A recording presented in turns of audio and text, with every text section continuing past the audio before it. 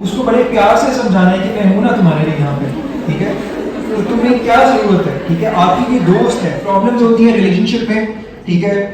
तो लड़ाइयाँ होती हैं, कोई कहता है कि तुम्हें मुझसे प्यार नहीं, कहता है तुम्हें मुझसे प्यार नहीं, पता चलता है उनको सिर्फ नशे से प्यार है, ठीक है। तो आप किस किस को अख्तर लावा का पता है, किसने देखा है? उसका एक डायलॉग बहुत मशहूर है, बता सकते हैं? उस एक्शन में, उस डायलॉग में कितनी एनर्जी लगती है। और जब नशा की हालत में आप जाएंगे तो टिकटॉक सब कुछ पीछे रहेगी, अब आपको इतनी एनर्जी भी नहीं होगी कि आप इस तरह की मूवमेंट भी कर सकें, ठीक है। फॉर एग्जाम्पल ये आप में से एक, फॉर एग्जाम्पल कर लेते हैं, कोई एक दोस्त थी जो नशे में लग गए। इसने कहा कि बहुत ज्यादा स्कोप है इसमें, फार्मेसी से ज्यादा नशे में और इसकी डिलीवरी में बड़ा स्कोप है। इस समय साथ वाली दोस्त को कह दिया, उसका साथ वाला आ गया, उसका साथ वाला दोस्त आ गया, तो एक चेन बन गई, ठीक है। लेकिन जब ये पकड़े गए तो कानून हरकत में आ गया। मतलब मेरे से एक फीमेल ने पूछा कि मुझे 7-8 साल हो गए, गैप आ गया, मेरे 2-3 बच्चे थे उनके, और शादी थी तो नहीं कर सकती थी तैयारी, ये सारा कुछ, तो मैं पेपर अटेम्प्ट करूं या ना करूं। तो मैंने उनको कहा कि आप सबसे अच्छी पोजीशन में कि पेपर अटेम्प्ट करें, सबसे अच्छी पोजीशन में कि आपको पास करें, क्योंकि आपको ये पता है कि मैं तैयारी से दूर हूँ, मैं सब्जेक्ट से दूर हूँ। तो आपके अंदर की जो ईगर है, ये ड्राइविंग फोर्स है, वो उन सबसे ज्यादा होगी जो इस चीज में रहेंगे कि हमने तो पढ़ा हुआ तो पास कर जाएंगे। तो अगर आप दूर हैं तो आपके अंदर वो हंगर ज्यादा होगी, वो ड्राइविंग फोर्स ज्यादा होगी। अब आप ये सोच रहे होंगे कि इतने सब्जेक्ट्स हैं तो हम तो नहीं बन सकते, यही सारी दुनिया सोच रही होगी कि इतने सब्जेक्ट्स हैं तो आप नहीं बन सकते। तो आप डिफरेंशिएट इस तरह से करेंगे कि आप प्रायोरिटाइज करेंगे most important subject, mediocre and then least important subject. हमारी सोसाइटी में एक डिफरेंस क्रिएट हो, और जब मुझे मौका मिला तो मैंने पूरी कोशिश की कि वो चीजें जो मैं सोचता था वहां बैठा हुआ उसको इम्प्लीमेंट कर सकूं। और उसकी सबसे अच्छी चीज ये थी कि इम्प्लीमेंटेशन ऑफ लॉ के अंदर आपको कानून को इम्प्लीमेंट करने के लिए वो सारी चीजें करनी पड़ती हैं जो आप कभी सोचा करते हो कि मैं सोसाइटी में डिफरेंस क्रिएट करूंगा। एक फीमेल फार्मासिस्ट का है, क्यों? मैं हमेशा ये कहता हूं कि जब आपकी लाइसेंसिंग होती है तो आप ये देखें कि मेजॉरिटी जो होती है लाइसेंसेस, आपने देखा होगा वहां फार्मासिस्ट प्रेजेंट ही नहीं आपको पाया जाता। फिर जब हम देखते हैं, इंस्पेक्शन करते हैं वहां पे जाके, तो पता चलता है कि अभी फीमेल फार्मासिस्ट है। फिर आगे ये पता चलता है कि जॉब कहीं पे कर रहे हैं, कैटेगरी कहीं पे है, मेल भी ये करते हैं। और अगर वहां पे फार्मासिस्ट क्वालिफाइड पर्सन प्रेजेंट नहीं है तो इसका मतलब selling, stocking, exhibiting for sale, distribution of the medicine is happening without the presence of a qualified person, especially that of the narcotic substances या controlled substances। तो आपका प्रेजेंट होना वहां पे बहुत जरूरी है। और अगर फीमेल फार्मासिस्ट किसी सिक्योरिटी फार्मेसीज में प्रेजेंट होती है तो ड्रग एब्यूज और इसका जो इररेशनल यूज ऑफ ड्रग है उसको बहुत हद तक टैकल किया जा सकता है। सबसे पहले हमें अंडरस्टैंड करना है कि पब्लिक हेल्थ का कॉन्सेप्ट क्या है। क्या आप में से किसी को पता है कि पब्लिक हेल्थ की डेफिनेशन क्या है, पब्लिक हेल्थ का कॉन्सेप्ट क्या है? हाँ, तो वो कहेंगे ये पब्लिक है, ये हेल्थ है, तो क्या ये मिलके बन गया पब्लिक हेल्थ? ऐसा नहीं है। आपको पब्लिक हेल्थ की डेफिनेशन का पता है, पब्लिक हेल्थ क्या है। पब्लिक हेल्थ को WHO डिफाइन करता है कंबाइंड एफर्ट्स, मिलके एक सोसाइटी जो एफर्ट्स करती है लाइफ को प्रमोट करने के लिए और किसी भी इंसान की वेलबींग के लिए। दूसरी डेफिनेशन इसकी है American society of hospital pharmacist की, कि what we as a society do to assure the condition in which people can stay healthy. ठीक है, ये दो डेफिनेशन है पब्लिक हेल्थ की, आपको पता होना चाहिए कि हम मिलके कुछ ऐसा करें कि जो हमारे आसपास की सोसाइटी है वो सेहतमंद रहे। आपको पता होगा कि सेहत इंसाफ कार्ड्स हैं, पिछली गवर्नमेंट ने भी लॉन्च किए, ये गवर्नमेंट में भी है। उसके अलावा बहुत सारी ऐसी चीजें होती हैं जैसे डेंगू अवेयरनेस कैंपेन है, ये भी एक पब्लिक हेल्थ की फॉर्म है। और उनकी डिटॉक्सिफिकेशन की जाएगी और उनको वापस जिंदगी की तरफ लाया जाएगा।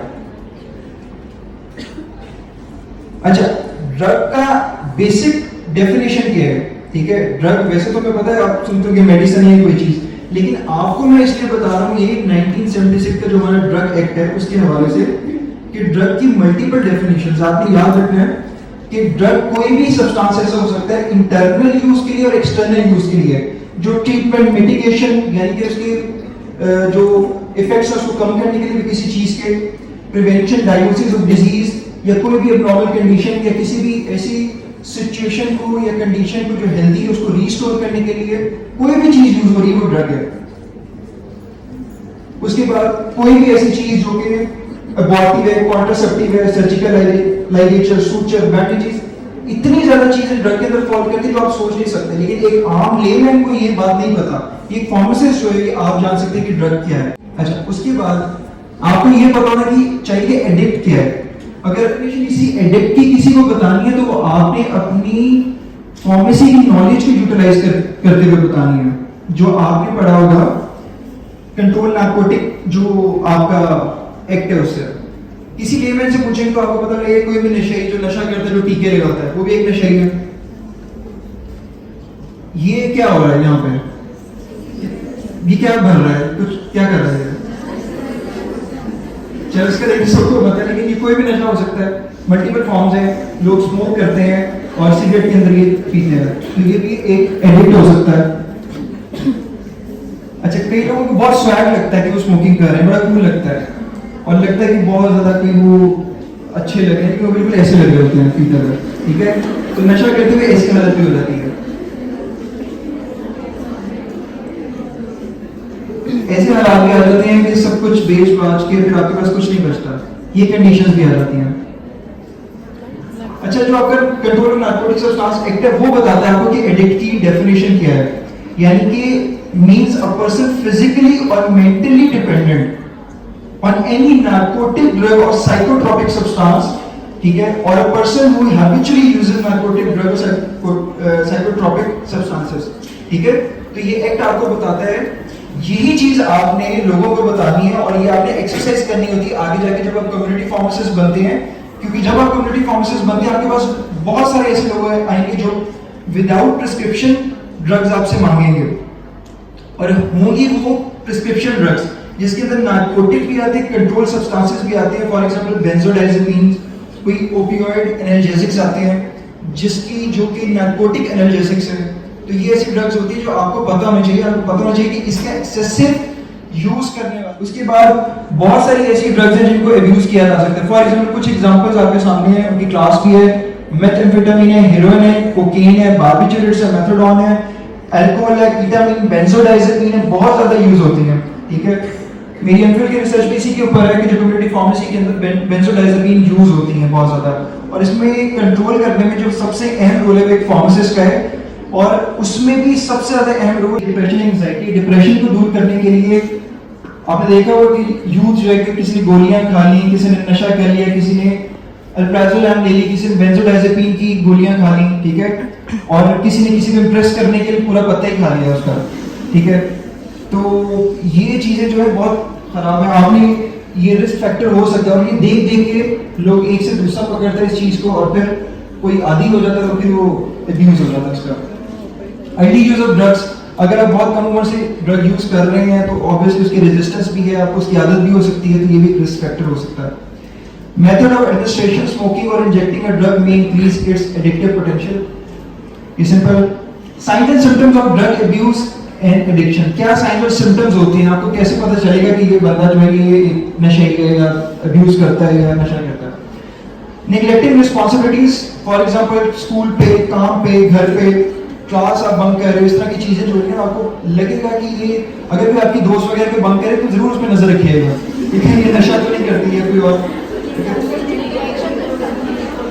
अच्छा, फिर using drugs in dangerous conditions और taking risk while high such as driving, ठीक है। कई ये भी चीज होती है कि लोग पकड़े जाते हैं नशा करते हुए, ठीक है, और ड्रिंकिंग कर रहे होते हैं और उस नशे की हालत में।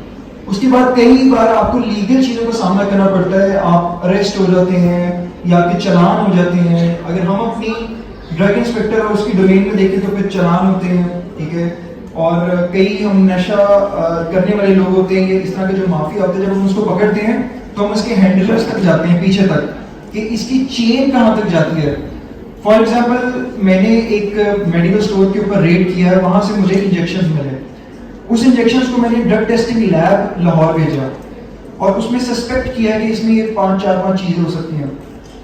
और उसमें एक 2 ml का एक इंजेक्शन जो 20 रुपए का 30 रुपए का वो लोग खरीदते थे और आगे 200-250 रुपए में लोगों को नशेइयों को बेचते थे। उसमें क्या निकला होगा? उसमें से मॉर्फिन निकली, उसमें से क्लोरफेनेरामीन मैलिएट निकली, उसमें से स्टेरॉइड्स निकली और 3-4 और मॉर्फिन के जो डेरिवेटिव्स हैं वो निकले और उसका एक कॉकटेल बना हुआ था। और उनसे कुछ लोगों की अमवात भी हुई थी और वो फिर जब हमने पकड़ा तो फिर उनकी FIR करवाई और फिर उनको लॉन्च किया हमने कोर्ट में। तो इस तरह से आपको लीगल चीजों का भी सामना करना पड़ता है। जो लोग इसमें मुलविस होते हैं तो हो सकता है वो खुद भी नशा करते हैं, लोगों को भी नशे में लगाते हैं, रिलेशंस को निगलेक्ट कर देते हैं, पीछे रह जाते हैं बहुत।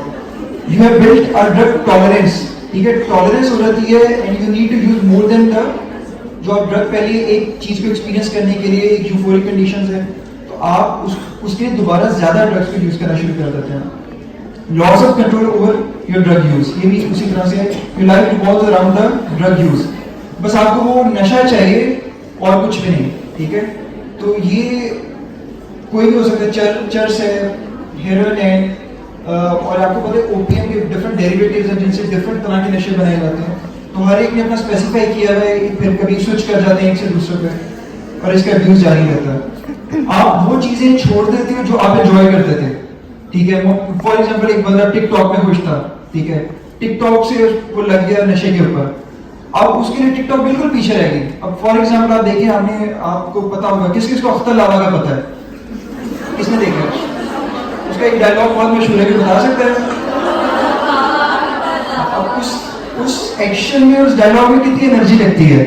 और जब नशा की हालत में आप जाएंगे तो टिकटॉक सब कुछ पीछे रहेगी। अब आपको इतनी एनर्जी भी नहीं होगी कि आप इस तरह की मूवमेंट भी कर सकें, ठीक है। अच्छा, you continue to use drugs despite knowing it's hurting you, it's causing major problems in life, ठीक है। फाइनेंशियल इश्यूज हैं, इन्फेक्शंस हैं, मूड स्विंग्स हैं, लेकिन आप कंटिन्यू करते रहते हो, ठीक है। आप उसको छोड़ नहीं सकते। ये सारे उसके साइंस सिम्टम्स हैं। अब मैं आपको बताऊंगा वार्निंग साइंस क्या है कि आपके जो नियर और डियर वंस हैं, ठीक है, जो आप उनमें नोट करेंगे और देखेंगे कि कहीं ये नशे की तरफ जा तो नहीं रहा हो, या आपने अपने इर्द गिर्द भी देखना है। मतलब ब्लड शॉट आईज हैं कि बड़ी खूनी आंखें हो जाती है, कौन सा उतर आता है उसमें, और या फिर आपकी पिंपल्स बहुत डायलेट हो जाती है या फिर कॉन्स्ट्रिक्ट हो जाते हैं। तो अगर आपकी किसी कलीग की आंखें लाल हैं तो हमने ये नहीं समझना सिर्फ वो नशे की वजह से हो सकता है रात को सोई ना, ठीक है, पढ़ते हुए वैसे, ठीक है। लेकिन ये एक वार्निंग साइन हो सकता है, इसको मॉनिटर करना है अपने फैमिली में करना है। जहाँ पे चेंजेस इन एपेटाइट होती है, स्लीप पैटर्न होता है, नींद नहीं आती, ठीक है, मतलब कुछ नशावर चीजें ध्यान नहीं रखते। मतलब अभी आप अपना मेकअप कर रहे हैं, ब्लश ऑन लगा रहे हैं, आईलाइनर लगा रहे हैं, ठीक है, मस्कारा यूज करें, पता नहीं जो भी आपको पता हुई चीजें, लेकिन जब आप नशा करेंगे तो आपकी इसकी होश नहीं रहेगी, बुरी लग सकती है। तो आप ये देखना अगर किसी की ब्रीदिंग है तो हो सकता है वो कोई नशे की वजह से इस तरह से, और ये भी हो सकता है कि उसने ब्रश ना किया हो। Tremor, slurred speech, impaired coordination, body hand movements, ये भी एक वार्निंग साइन होता है कि किसी में है तो आपने देखना कि क्या वो बीमार है या फिर वो कोई इस तरफ तो नहीं जा रहा। बिहेवियरल साइंस, बिहेवियर आपने देखने हैं। फॉर एग्जांपल कि अटेंडेंस ड्रॉप है और इस तरह से बंक हो रहा है, ठीक है, कि अपनी क्लासेस को बंक कर रहे हैं, तो टीचर्स को भी ये देखने की जरूरत है कि हमारा स्टूडेंट क्यों नहीं आ रहा, और बाकी जो कलीग्स हैं उनको भी मॉनिटर करना चाहिए। इस तरह देख सकते हैं। Unexplained financial problem with boring और स्टीलिंग, कि आप किसी उधार मांग रहे हो बार बार, अगर बार बार उधार मांगे तो किसी वजह से मांग रहे हो, ठीक है, उसका कोई एसेट तो आप नहीं बना रहे, तो वो कहाँ जा रहा है पैसा, या फिर कभी कोई चोरी कर रहा है तो क्यों कर रहा है, आपकी नजर रखिए और लोगों को काउंसिल करना है। इंगेजिंग इन सीक्रेटिव और सस्पिशियस बिहेवियर, ठीक है, अपने इर्द गिर्द सोसाइटी में देखना पड़ता है कि कोई किसी सस्पिशियस एक्टिविटी में मुलव्विस तो नहीं है जो other than the norms of the society है। Sudden change in friends, favourite hangouts and hobbies, ठीक है, मतलब आपके पहले बहुत अच्छा एक ग्रुप ऑफ फ्रेंड्स था, उसके बाद एक लड़की आई या कोई दोस्त आया, वो उसने आपको अलग कर दिया, ठीक है, और आप किसी और सोसाइटी का हिस्सा बन गए, बिल्कुल नशे में लगे अकेले, और लोगों में नुमाया होता है, और उसके बाद वो अपनी वो चीज़ लूज कर जाता है। तो आपने ये भी देखना है कि कहीं कोई ऐसी चीज़ है तो नहीं। उसके बाद अपीयर्स ऑफ फेयरफुल, एंशियस और पैरानॉइड, डर लगता है, खौफ रहता है, एंग्जाइटी रहती है। अच्छा, अगर किसी को ऐसी कोई ड्रग रिलेटेड अब्यूज या एडिक्शन या ड्रग रिलेटेड कोई प्रॉब्लम है आपको, तो आप क्या कर सकते हैं? आपने स्पीकअप करना है, उससे बात करनी है, उसको समझाना है, ठीक है, उसको बड़े प्यार से समझाना है कि मैं हूं ना तुम्हारे लिए यहाँ पे, ठीक है। तो तुम्हें क्या जरूरत है, ठीक है, आपकी ये दोस्त है, इतना नुकसान दे, आपकी फैमिली, आपके दोस्त, आपकी सोसाइटी, आपके इर्द गिर्द के लोग कितना मैटर करते हैं, और इस तरह समझा के बात करके उससे। उसके बाद अवॉइड सेल्फ ब्लेम है, ठीक है, आप ये भी एक वजह है कि आपने ये नहीं करना कि उसको समझा दे सारे इल्जाम खुद पे ले लो कि एंड पे पता चले कि मैं नशे तुम्हारी वजह से कर रहा हूँ, ठीक है। तो आप उसको जबरदस्ती नहीं कर सकते किसी नशा करने वाली या एडिक्ट यार मैं तो बहुत ज्यादा गिल्टी हूँ, और उस गिल्ट में आके वो अदरवाइज फिर और ज्यादा नशा करे, छुप के करे, ठीक है। तो बड़े इंटेलिजेंटली आपने उसको हैंडल करना है। कवर अप और make excuses for the drug abuser और shield them from the consequence of their drug abuse, ठीक है। आपने एक हद तक उसको कवर अप करना है, लेकिन ये नहीं करना कि आप उसको बिल्कुल शील्ड प्रोवाइड कर दो, ठीक है। एक लिमिटेड सिनेरियो रखना है उसके साथ कि वो भी ये चीज समझे कि आप उसके लिए कुछ कर रहे हो, सोसाइटी की तरफ से आप पार्टिसिपेट करके उसको नशे से दूर कर रहे हो। Do not take over the drug user's responsibility, diminishing their sense of self-esteem. मतलब एक बंदा नशे है, लेकिन हो सकता है काम बहुत अच्छा करता है, लेकिन आपको ये है कि नशे ही है, तो नशा करते हैं, तो काम बिगाड़ देगा।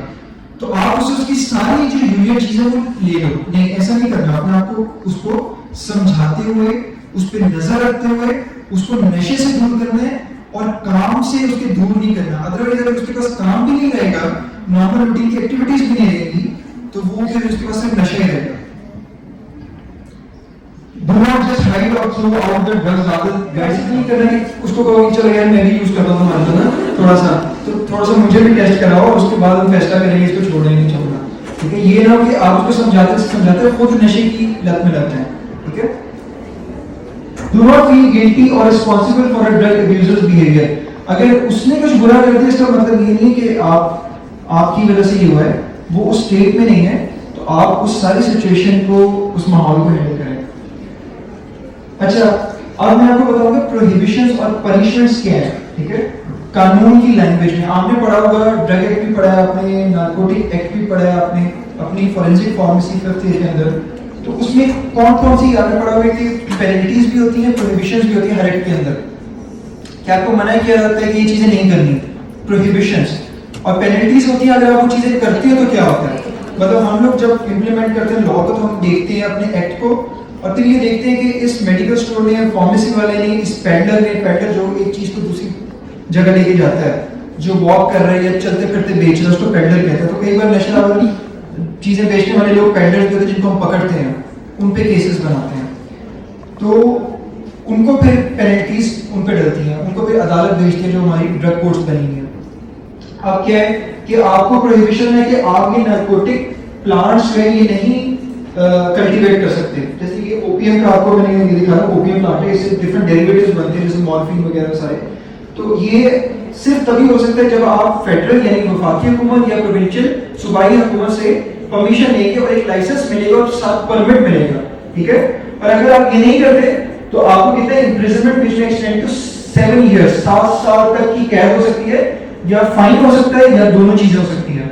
उसके बाद प्रोहिबिशन है पोजेशन ऑफ नार्कोटिक ड्रग। ये आपके साथ, अब आप कोई गेस कर सकते हैं कि ये क्या है जो ऊपर है, ये कोई सिगरेट से कुछ रिलेटेड है, चरस इसको कल्टीवेट करके और इसको कर रहे हैं, ठीक है। तो आप कोई ऐसी नार्कोटिक ड्रग को पोजेस नहीं कर सकते, प्रोड्यूस नहीं कर सकते, मैन्युफैक्चर बना नहीं सकते, एक्सट्रैक्ट नहीं कर सकते, prepare, possess, offer for sale बेचने के लिए, परचेज खरीद नहीं सकते, डिस्ट्रीब्यूट नहीं कर सकते, डिलीवर नहीं कर सकते अगर आपके पास कोई परमिशन या ऑथराइजेशन नहीं है। फिर उसके बाद प्रोहिबिशन किस पे, इंपोर्ट या एक्सपोर्ट पे है, ठीक है, कि कोई भी पाकिस्तान नहीं ला सकता, इंपोर्ट नहीं कर सकता, पाकिस्तान से बाहर नहीं लेके जा सकता, ट्रांसपोर्ट विद इन पाकिस्तान नहीं कर सकता, या ट्रांसशिप है, यानी कि आप एक मोड ऑफ ट्रांसपोर्ट से किसी दूसरे मोड ऑफ ट्रांसपोर्ट में, जैसे किसी शिप से किसी और ट्रांसपोर्ट के जरिए इधर से उधर, कि ये इलीगल तौर पे एक लोग एयरपोर्ट से पकड़े जाते हैं, कस्टम्स वाले पकड़ते हैं, या जो एंटी नार्कोटिक फोर्स वाले हैं वो पकड़ते हैं, ठीक है। तो इस तरह से वो इंपोर्ट एक्सपोर्ट इलीगली कर रहे होते हैं छुप के, और इनकी बहुत महंगी प्राइसेस होती हैं। प्रोहिबिशन ऑन ट्रैफिकिंग और financing of trafficking of narcotic drug, ये एक 40 लोग जो थे स्मगलर्स थे पकड़े गए थे ट्रैफिकिंग में, तो ये मैंने उसका किया। तो ये जो है आपने ट्रैफिकिंग या स्मगलिंग वगैरह, ये भी किसी प्रोहिबिशन है। अच्छा, अब मैं बताता हूँ आपको कि नशा, अगर ये जो जैसे कोकेन या उसकी डेरिवेटिव्स हैं या इस तरह की जो प्लांट से डिराइव हुई है, इसकी एक पिक्चर आपको मिल जाएगी कि इस पे कितनी सख्त सजा है, हमारा कानून कितना ज्यादा सख्त है इसके ऊपर। ठीक है, कानून में कि अगर आप 100 ग्राम बहुत कम होता है और उससे लेस भी है, अगर ये पकड़ी जाती है, सीज हो जाती है किसी से, तो इम्प्रिजनमेंट यानी कैद होती है, विच में एक्सटेंड टू 2 years और विद फाइन ऑफ बोथ।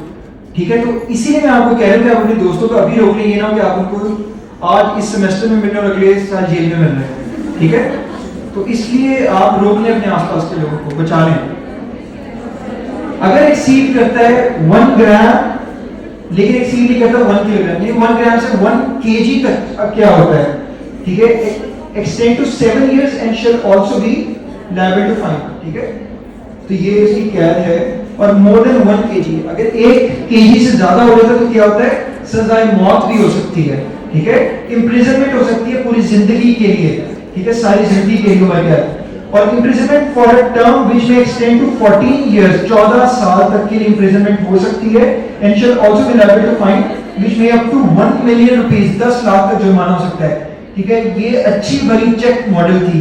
ठीक है, इसको पता नहीं क्या जरूरत थी, पाकिस्तान में आके नारकोटिक्स बेचने के लिए पकड़ी गई। ठीक है, और फिर इसको कैद हुई, और ये आपके सामने टीवी पे आया था कि इसको फिर 8 साल 8 महीने की कैद हुई थी स्मगलिंग के लिए, नारकोटिक्स की। Prohibitions on owning, operating premises or machinery for manufacture of narcotic substances। कोई भी मशीनरी, इक्विपमेंट, कई ऐसी प्रेमिसेस होती हैं जो लाइसेंस नहीं होती, उनके पास ना फॉर्म 6 ना फॉर्म 7 जो कि drug regulatory authority of Pakistan के फॉर्म्स होते हैं, जो कि प्रोडक्ट की रजिस्ट्रेशन भी कहलाई जा सकती है, एक तरीके से प्रोडक्ट की एनलिस्टमेंट भी कह सकते हैं, और वहां पे उनको अलाउ होता है कि ये मैन्युफैक्चर कर सकते हैं। लेकिन कई ऐसी जगह होती है जब हम रेड करते हैं किसी फैक्ट्री को, किसी घर को, और कई घरों के अंदर चीजें मैन्युफैक्चर हो रही होती हैं, वो इलीगल होती हैं, उन पे हम FIR करते हैं, फिर लोग जेलों में जाते हैं। ठीक है, वहां से हम रिकवर करते हैं जो उनके इक्विपमेंट्स होती हैं, बॉटल्स होती हैं, या जिसके अंदर वो फिलिंग कर रहे होते हैं, जिसमें वो चीज बना रहे होते हैं, वो सब चीजें हम उस पर सीज करते हैं। अपने जो आपने पंजाब ड्रग रूल्स 2007 के अंदर जो फॉर्म पड़ा होगा, सीजर का फॉर्म नंबर 5, जो ड्रग इंस्पेक्टर सीज करते हैं, उस पे सीज करते हैं, उसकी डिटेल लिखते हैं, मुलजिम का नाम लिखते हैं, और फिर वो आगे भेजते हैं। ठीक है, और ये क्या होता है, विच में एक्सटेंड टू 25 years, 25 साल तक इस पे कैद हो सकती है, और नॉट लेस देन 10 years, और फाइन भी इसमें हो सकता है, जो कि 10 लाख से कम नहीं होगा।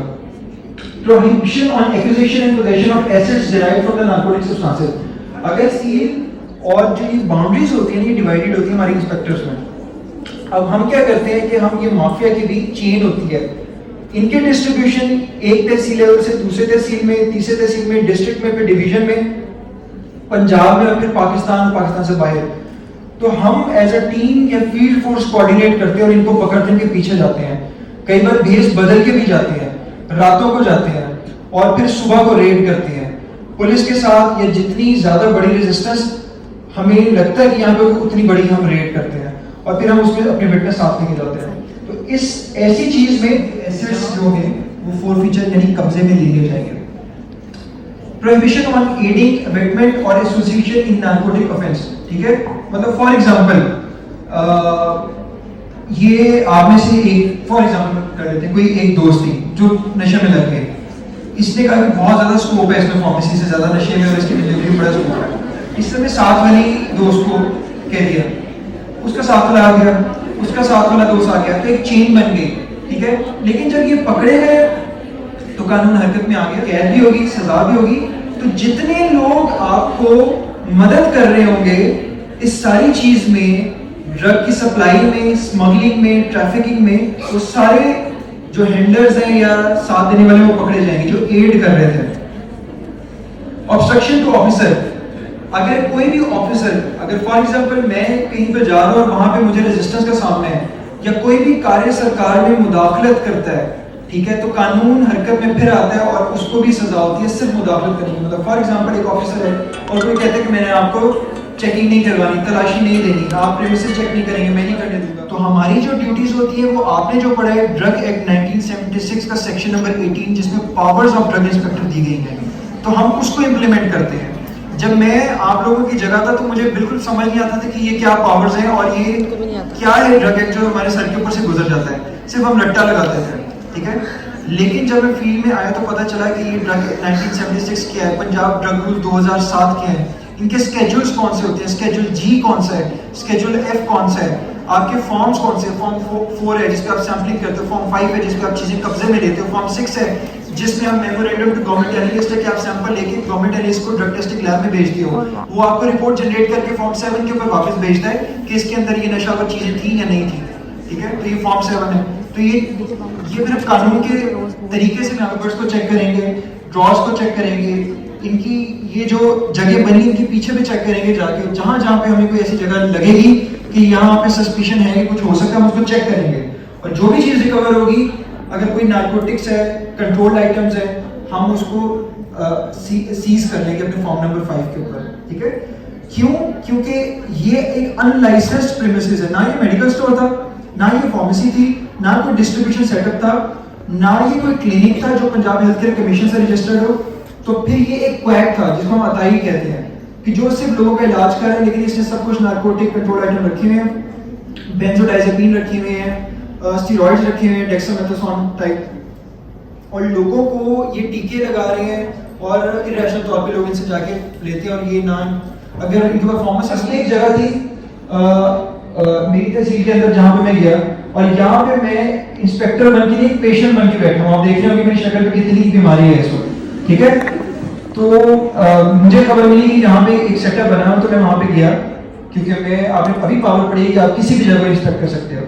जब वहाँ पे गया हूँ तो वहाँ पे जो एक्यूज जो बंदा था, जो जिसको मैंने मुलजिम जिसको पकड़ना था, जिसको रेड करना था, वो था नहीं।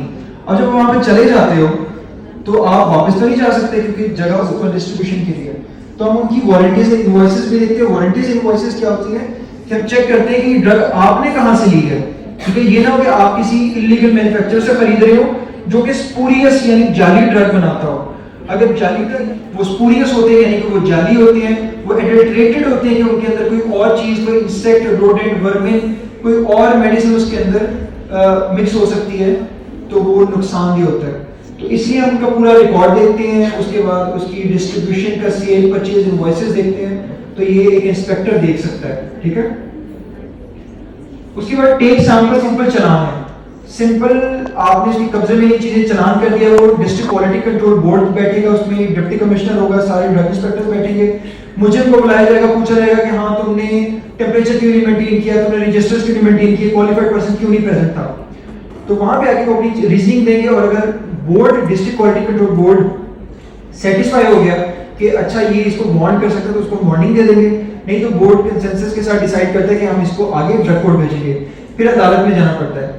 जो खवातीन है उनको मैं सबसे ज्यादा इसलिए मोटिवेट करता हूँ कि आप अपनी कैटेगरी ना दें, और अगर दें तो अपनी प्रीमिसेस पे प्रेजेंट हो और आपकी सुपरविजन के अंदर सेल परचेज हो, क्योंकि बहुत सारी ऐसी मेडिसिन है। फॉर एग्जांपल मैं आपको बताऊं, हार्ट की जो होती है वाइग्रा की मेडिसिन, ठीक है, लेकिन ये अनरजिस्टर्ड है और इसके ऊपर FIR है। आप लाहौर की या जितनी पेरिफेरीज की फार्मेसी में देखेंगे तो आपको उसके बाद कॉल ड्रग इंस्पेक्टर और क्या कर सकता है, call any person to be present as a witness, ठीक है। जब हम किसी ऐसी रेड पे जाते हैं तो जब लोग अदालत में जाते हैं तो कई लोग मुकरते हैं कि हमने तो ये किया नहीं, ठीक है, और हमें गलत प्रूफ करने की कोशिश करते हैं। वो अपने वकील के साथ आते हैं, हमारे साथ अपने सरकारी दो वकील होते हैं, ठीक है, और हम क्या करते हैं अपना एक विटनेस साथ लेके जाते हैं। वो सरकारी बंदा कोई हो सकता है, मेरे साथ जैसे ड्रग इंस्पेक्टर है, ठीक है, अब ये लाहौर सन्नाबाद टाउन के ड्रग इंस्पेक्टर है, ठीक है, मेरे साथ हैं, ताकि जब कोर्ट के अंदर एविडेंस हो, ठीक है, तो ये बता सकें कि मैं एक सरकारी ऑफिशियल हूं और मैं उस मौके पे मौजूद था। प्राइवेट लोग भी विटनेस दे सकते हैं, लेकिन प्राइवेट इतने रिलायबल नहीं होते कि वो कभी इधर ट्रांसफर उधर चले गए, नौकरी छोड़ दी, शहर छोड़ गए, मुल्क छोड़ गए। तो जो सरकारी है तो वो हमेशा यहाँ पे रहते, तो उनको हम एज अ विटनेस ले लेते हैं, ठीक है। आप लोगों ने कई बार, जिन लोगों को मेरा पता देखा होगा सोशल मीडिया के ऊपर पिक्चर्स कभी देखी आप लोगों ने, जो मैं पोस्ट करता हूँ कभी कभी अपने लिंक्डइन पे, वो कहाँ से आते हैं पिक्चर। लोग पूछते होंगे कि आप ये कौन पिक्चर लेता है। हमारे साथ हमारी और फिटनेस भी होते हैं, जैसे हमारी नाइब कासिद और क्लर्क्स होते हैं। मैं काम ये करता हूँ कि मुझे पता है फील्ड में रेजिस्टेंस आती है, तो आपको उसी तरह इंटेलिजेंटली उसको डील करेगा। अब उसका केस स्टार्ट हो जाता है, ठीक है। मतलब फॉर एग्जांपल आपने एक पैडलर को पकड़ा जो सप्लाई कर रहा है ड्रग को किसी फार्मेसी में,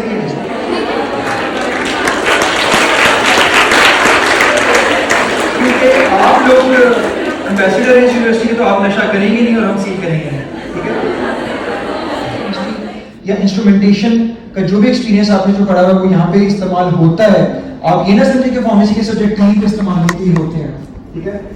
उसके बाद ये हम अपनी अवेयरनेस कैंपेन्स होगी ड्रग्स रिलेटेड, या कोई भी डिस्ट्रिक्ट लेवल मीटिंग, डीपीसीबी की मीटिंग जो फोरेंसिक में आपने पढ़ा है, ड्रग की सैंपलिंग ये हो रही है, इस तरह से होती है। ड्रग रेगुलेटरी अथॉरिटी जो आपके ड्रग्स को रजिस्टर करती है, ठीक है। उसके बाद ये आपका legislation amendments time to time drug act उसमें चेंज आता रहता है। फिर आप इस तरह से अवेयरनेस के लिए कैंपेन्स करते रहते हो। कम्युनिटी फार्मेसी में आपने बहुत अहम रोल अदा करना है, ठीक है। और आपने ड्रग इफेक्ट्स को भी स्टडी करना है कि आपकी पॉपुलेशन के अंदर क्या है। उसके बाद अगर कोई एंड पे ये एंडिंग स्लाइड है, लोग पूछते हैं कि आप ये सारी चीज़ें करना चाहते हो, अब आप भी सोसाइटी में चेंज लाना चाहते हो तो आप कैसे ला सकते हो। अगर आपने किसी जगह तक पहुंचना है तो आप उसके लिए स्ट्रगल है। 3 से 4 साल के अंदर अपने आप को इस सेटअप का, इस गवर्नमेंट सेटअप का हिस्सा बनाना है, तभी आपके पास ये पावर्स आ जाएंगी कि आप इसको एक्सरसाइज करते हुए सोसाइटी के अंदर बेटर कर सकते हो लॉ की तरफ से। अदरवाइज तो आप प्राइवेटली कर सकते हो उसको। उसके लिए आपने एग्जाम देना, जैसे फेडरल पब्लिक सर्विस कमीशन क्यों रहते हैं, प्रोविंशियल लेवल पर ये वफाकी सतह पे कि आप पूरे पाकिस्तान में कहीं पे भी वो रख सकते हैं। पब्लिक सर्विस कमीशन के तरीके से जाना है सारी, ठीक है।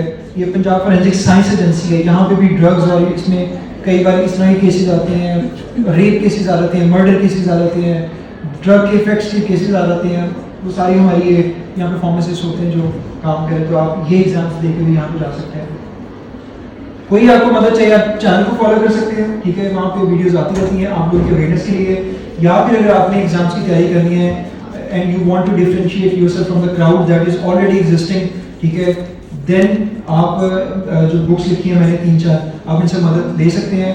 पहले कभी भी ये नहीं था कि 5 साल की सारी चीज़ें एक जगह कंपाइल किया हो, लेकिन मुझे जब मैं एग्जाम दे रहा था तो मेरा ये खुद से उस एग्जाम को अटेम्प्ट करने से पहले मैंने दुआ की थी खुद से कि या अल्लाह मुझे ये एग्जाम पास करवा दे, फिर मैं वो सारी चीज़ें करूँगा उन सब लोगों के लिए जो शायद उधर खड़े हो जहाँ पे आज मैं खड़ा हूँ। तो जब मैंने वो एग्जाम पास कर लिया उसके बाद there was no looking back. उसके बाद मैंने फोरेंसिक की बुक लिखी ताकि आपकी लॉ की अंडरस्टैंडिंग आसान हो जाए। फार्मेसी लिखी जाके आपके 5 साल के सारे सब्जेक्ट्स जो हैं वो कवर हो जाए, आपकी comprehensive pharmacy review book cover हो जाए, मॉडल पेपर, और ये सारी बुक्स आपके लिए लिखी है ताकि आपके पास कोई बहाना ना हो कि आप ये पास कर सकते हैं। नहीं, आप पास कर सकते हैं और आप भी कुछ बन सकते हैं और ये सोसाइटी को नशे से, ड्रग से पार कर सकते हैं। Thank you. मिसयूज पढ़ाया उस वक्त नहीं आया था, लेकिन आज शायद इतना मैंने आप जैसे इंगेजिंग भी थे, अच्छे प्रेजेंटर भी जो है वो है कि ऐसी क्या रीज़न होती है कि मुझे पता है कि ये हार्मफुल है मेरे लिए, फिर भी मैंने जो है वो ड्रग्स को लेना है। कोई भी एंड सेकंड थिंग ये कि ये जो स्टूडेंट्स हैं इनको हमें ये भी जरूर गाइड करना चाहिए कि स्टूडेंट्स में क्या रीजंस हो सकती हैं जस्ट इन टीनेजर्स में, कि ये जो टीनेजर्स हैं ये एज ए स्टूडेंट्स हैं, बाकी तो चलिए सोसाइटी है ना, कुछ ने अपना लाइफ स्पैन पूरा कर लिया अकॉर्डिंग टू रिसर्च, कुछ जो है वो आफ्टर मैरिज जो है उनको कोई और टेंशन जो है होगी। जो टीनेजर्स हैं जिन्होंने ना कमाना है ना घर के काम करने हैं, सिर्फ पढ़ना है, इन टीनेजर्स में जो है वो क्या रीजंस है सोशल या पीयर प्रेशर के अलावा? कम्युनिटी फार्मेसी भी है, वहाँ पे जब काम करें तो लोग जब लोगों को पता है कि उनका नुकसान है वो क्यों करते हैं, इसमें डिफरेंट रीजंस हैं। कुछ जगहों पे तो नहीं पता होता, तो वो सुनी सुनाई बात है कि यार मेरे सर में दर्द थी तो मैंने ये ले ली। अब वो एक आम मेडिसिन भी ले सकते हैं, वो एक नार्कोटिक एनाल्जेसिक भी ले सकता है। यहाँ पे एक फार्मासिस्ट होता है, उसका किरदार होता है कि वो उसको गाइड करे, ठीक है। जहाँ पे वो गाइडेंस हो जाती है उस बंदे के दिमाग में हमेशा पे बैठ जाएगा कि नहीं यार मैं इन दो चीज़ों में फ़र्क है, तो आपकी वहाँ पे काउंसलिंग काम आती है, ठीक है। कुछ लोग होते हैं वो वैसे ही उनको एक रेजिस्टेंस होती है अंदर कि वो कम डोज या वो वाली चीज़ नहीं कर सकते तो नार्कोटिक की तरफ चले जाते हैं, ठीक है। कई बार हमारी इरेशनल यूज़ की वजह से ये होता है कि वो डिजीज़ या जो बीमारी वो ट्रीट नहीं होती, तो फिर उसमें स्टेरॉइड्स का भी इस्तेमाल साथ साथ हो जाता है, और जब वो हो जाता है तो फिर वो क्वांटिटी रहता है। तो बहुत सारी ऐसी चीज़ें हैं जिसकी वजह से कम्युनिटी फार्मेसी के ऊपर अब्यूज़ हो रहा है, ठीक है। फार्मेसिस्ट का मैं हमेशा ये कहता हूँ कि आप किसी भी किस्म के अब्यूज़ को रोक सकते हैं। कम्युनिटी फार्मेसी में कोई आ रहा है तो आप उसके अब्यूज़ को रोक सकते हैं। सिंपल आपने काउंसलिंग करनी है, ठीक है, आपने सुपरविजन करनी है, आपने जो आपका सेल्स स्टाफ है उसको बस ये कह देना है कि जब भी कोई आपसे प्रिस्क्रिप्शन या प्रिस्क्रिप्शन के बगैर कोई ऐसी मेडिसिन जो कि प्रिस्क्रिप्शन की है या सीएनएस स्टिमुलेंट, तो वो लोग यूज करते थे, जागते रहते थे, उसके बाद उनके स्लीप पैटर्न डिस्टर्ब हो रहे थे, सारे सिंगर डिस्टर्ब होती है, ठीक है, उसके बाद कोई दोस्त किसी दूसरी दोस्त को कह देती है कि यार ये मैंने एल्प खा ली है 0.25, ये मैंने लग्जॉर्टेन ले लिया। ये टेस्ट की क्वालिफिकेशन कोई स्पेसिफिक मतलब एमफिल जरूरी होती है, और इसके लिए ट्रायल्स कितनी बार, मतलब टेस्ट के लिए ट्रायल्स कितने होते हैं? अच्छा, इसके लिए कोई एमफिल रिक्वायर्ड नहीं है। पंजाब में you just need to be a founding graduate from an HEC recognized university. अगर आपने फाउंडिंग कर ली है तो आप कैपेबल हैं कि एमफिल होना ना होना, PhD होना ना होना जरूरी नहीं है। और मैं हमेशा ये कहता हूँ कि जिस बंदे का गैप आ गया, आप लोगों को लगता होगा फ्रेश फार्मासिस्टों की बड़ी अच्छी तैयारी होगी तो पास कर लेंगे, नहीं, फ्रेश फार्मासिस्ट कर सकते हैं पास, लेकिन अगर गैप आ गया 1 या 2 साल का, मतलब मेरे से एक फीमेल ने पूछा कि मुझे 7-8 साल हो गए, गैप आ गया, मेरे 2-3 बच्चे थे उनके और शादी थी तो नहीं कर सकती थी तैयारी ये सारा कुछ, तो मैं पेपर अटेम्प्ट करूँ या ना करूँ? तो मैंने उनको कहा कि आप सबसे अच्छी पोजीशन में कि पेपर अटेम्प्ट करें, सबसे अच्छी पोजीशन में कि आपको पास करें, क्योंकि आपको ये पता है कि मैं तैयारी से दूर हूँ, मैं सब्जेक्ट से दूर हूँ, तो आपके अंदर की जो ईगर है या ड्राइविंग फोर्स है वो उन सबसे ज्यादा होगी जो इस चीज में रहेंगे कि हमने तो पढ़ा हुआ तो पास कर जाएंगे। तो अगर आप दूर हैं तो आपके अंदर वो हंगर ज्यादा होगी, वो ड्राइविंग फोर्स ज्यादा होगी, तो आप बहुत अच्छी पोजीशन है। मेरी अपनी जो बहन है, she remained a drug inspector for years Punjab institute of cardiology के अंदर, अब वो सेक्शन ऑफिसर है स्पेशलाइज्ड हेल्थ केयर डिपार्टमेंट में, मेरे लिए एक रोल मॉडल थी। तो अगर आप ये समझें कि एक फीमेल जो है वो नहीं कर सकती, फीमेल सब कुछ कर सकती है और हमसे भी बहुत ज्यादा आगे जा सकती है, तो आप सब ये कर सकते हैं।